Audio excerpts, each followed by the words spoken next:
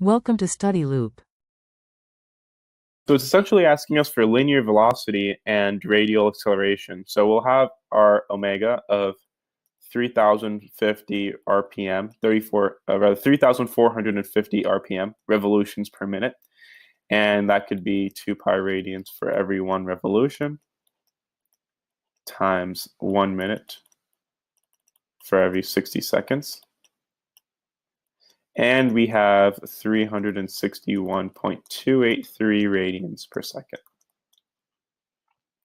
We have the diameter, so 0.208 meters. This is for the saw blade.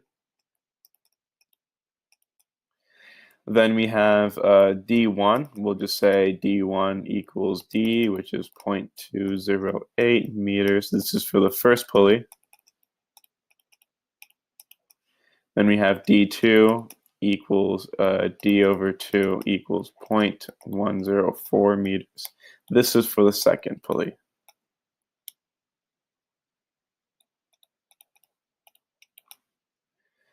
So we know that the V equals omega r, and we know that the angular velocity of the second pulley is going to be twice that of the first pulley.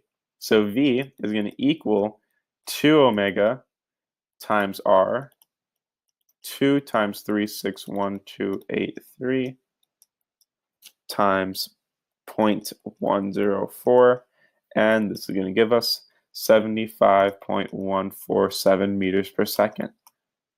So this is extremely important that you realize that the linear velocity of the second pulley is going to be twice that, rather the angular velocity of the second pulley is going to be twice that, the angular velocity of the first pulley. So when you calculate the linear velocity of the second pulley, you have to substitute 2 omega for omega.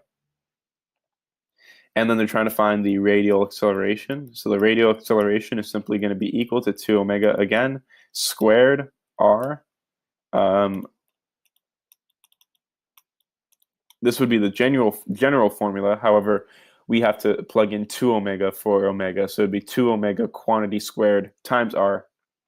And we have 4.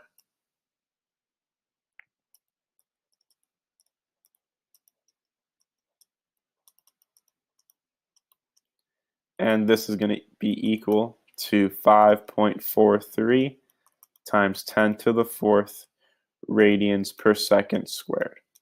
So this would be your answer for A. This will be your answer for B. And that's the end of the solution. Thank you for watching.